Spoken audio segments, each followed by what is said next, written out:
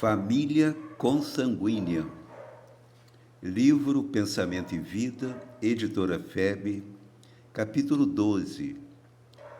Ditado pelo Espírito Emmanuel, psicografia de Chico Xavier.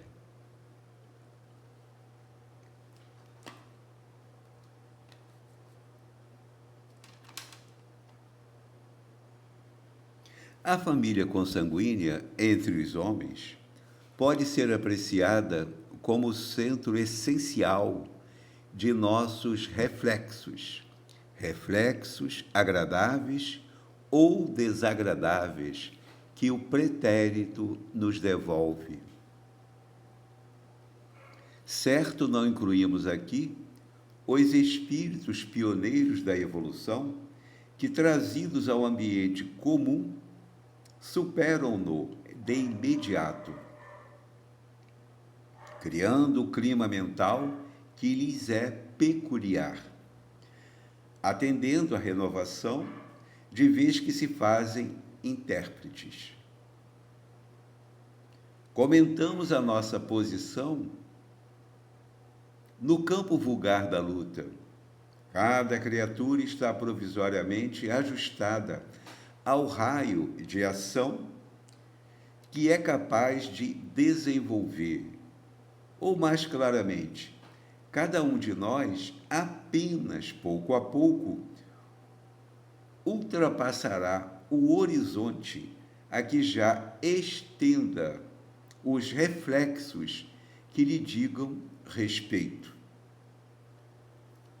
O homem primitivo não se afasta de improviso da própria taba, mas aí renasce múltiplas vezes, e o homem relativamente civilizado demora-se longo tempo no plano racial em que assimila as experiências de que carece, até que a soma de suas aquisições o recomende a diferentes realizações. É assim que, na esfera do grupo consanguíneo, o espírito reencarnado segue ao encontro dos laços que entreteceu para si próprio na linha mental em que se lhe caracterizam as tendências. A chamada hereditariedade psicológica é, por isso, de algum modo, a natural aglutinação dos espíritos que se afinam nas mesmas atividades e inclinações. Um grande artista ou um herói preeminente podem nascer em esfera estranha aos sentimentos nos quais se avultam. É a manifestação do gênio pacientemente elaborado no bojo dos milênios, impondo os reflexos de sua individualidade em gigantesco trabalho criativo.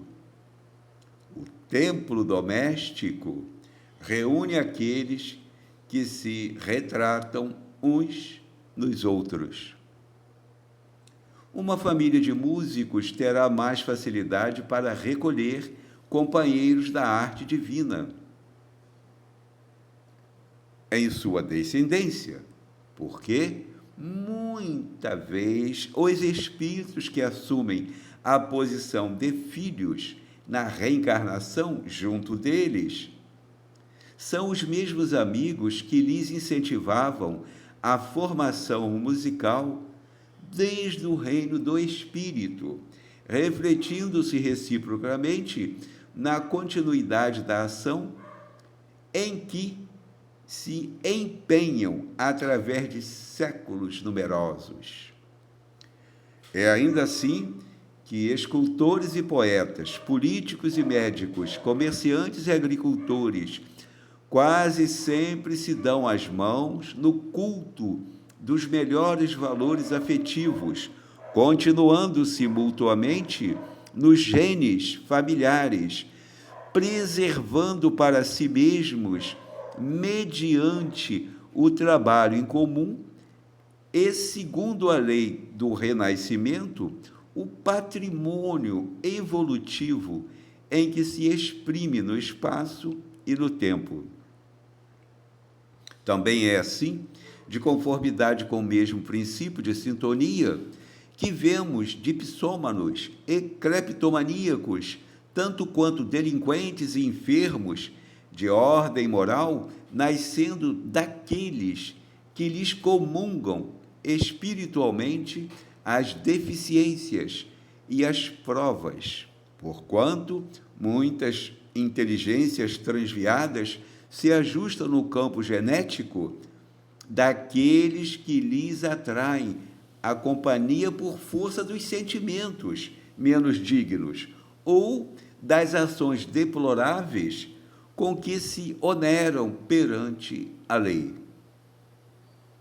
A tara familiar, por esse motivo, é a resultante da conjunção de débitos, situando-nos no plano genético enfermiço que merecemos, à face dos nossos compromissos com o mundo e com a vida.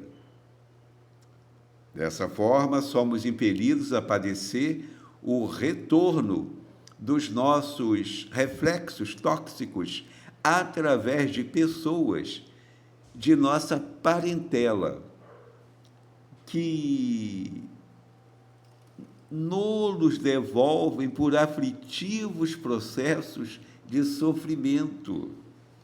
Temos, assim, no grupo doméstico,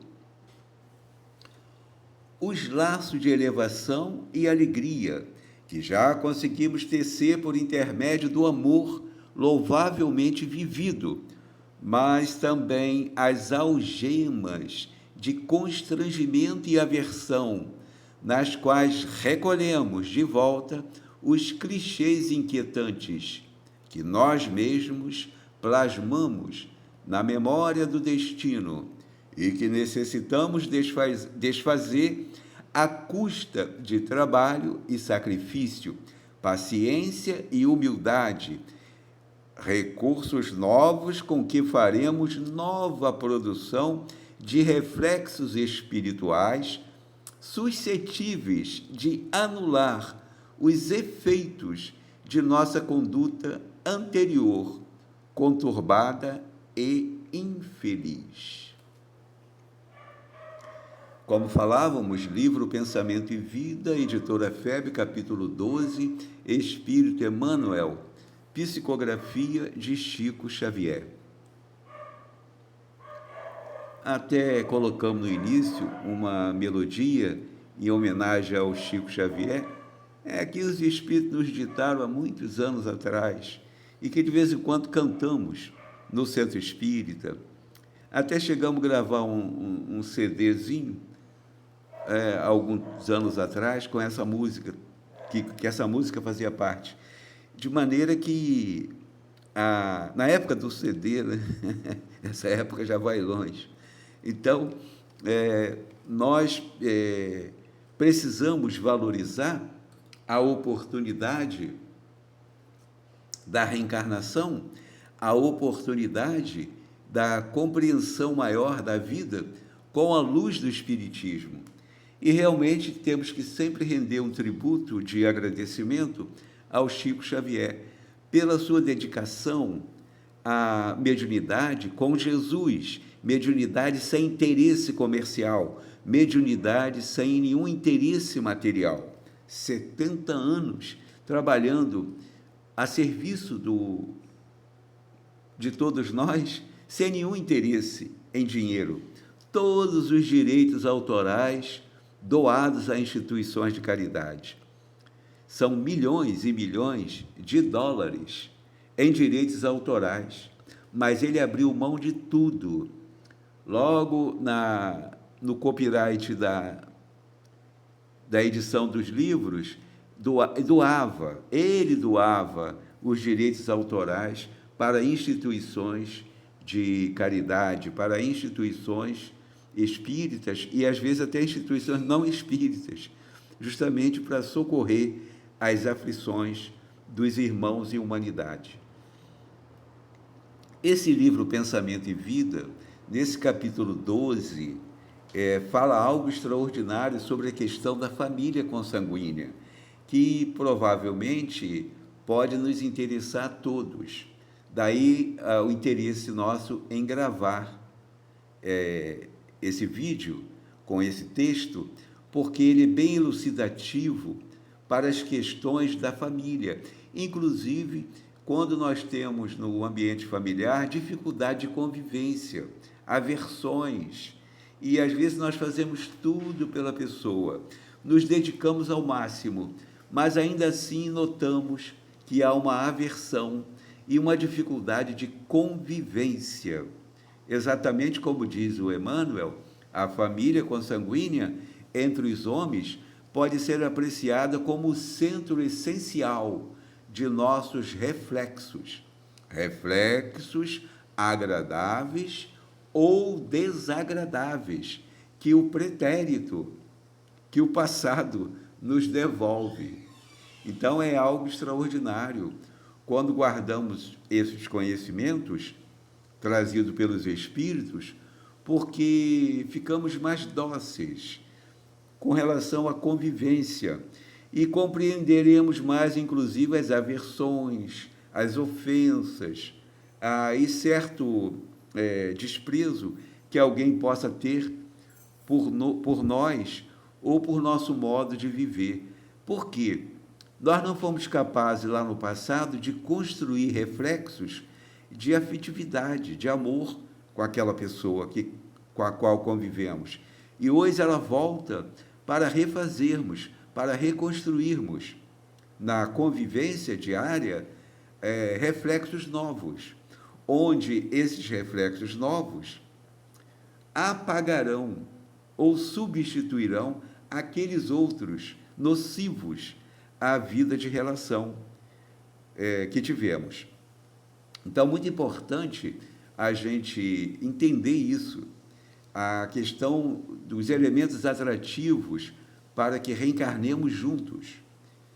Como diz o Emmanuel, cada criatura está provisoriamente ajustada ao raio de ação que é capaz de desenvolver, ou mais claramente, cada um de nós, apenas pouco a pouco, ultrapassará o horizonte a que já estenda os reflexos que lhe digam respeito. Então, é muito importante entender os limites, porque às vezes nós estamos numa posição onde não conseguimos avançar, mas se tivermos as instruções dos Espíritos, nós agiremos com humildade, como diz a música, com humildade e fé, porque é o remédio para a dor. O remédio para a dor é humildade e fé. Mas que fé? Não é a fé fanática, não é a fé religiosa, é a fé que raciocina, que compreende e entende os processos reencarnatórios, onde a vida nos devolve pessoas que prejudicamos, que algum mal fizemos e que agora precisamos consertar. E é bom que sempre nos coloquemos na posição de algozes, no que tange as questões do passado. Porque se ficarmos no sentido vitimazinhas, coitadinhos, nós criaremos repulsas, revoltas, insatisfações. Mas se temos a humildade de reconhecer que fomos nós que erramos, aí muda tudo. Porque teremos mais humildade, mais paciência, mais tolerância, mais compaixão, mais caridade na convivência. E essas atividades diárias estarão gerando reflexos novos, arquivando situações onde os reflexos antigos irão desaparecer. E a pessoa vai olhar para nós agora com mais simpatia, com mais compreensão, com mais tolerância, entendendo que nós estamos fazendo um esforço, que nós estamos lutando para que ocorra o melhor. E alguém poderá dizer, mas como pode acontecer isso se não lembramos da encarnação anterior? Não é um questionamento natural. Mas aí nós rebatemos explicando que 1/3 da nossa encarnação nós passamos fora do corpo de carne, no período chamado sono. Nós não dormimos, nós somos espíritos. Nós não temos um espírito, nós não temos uma alma, nós somos o espírito e estamos transitoriamente revestidos num corpo de matéria orgânica, num corpo de carne. Ora, é o corpo de carne que precisa refazer-se com o auxílio do sono. Então, o corpo de carne adormece e nós volvemos nosso olhar, nossas atenções para o mundo espiritual e reencontramos com as pessoas e também relembramos situações que justificam provações que possamos estar passando agora, inclusive de enfermidades, de dificuldade de convivência. E isso é extraordinário.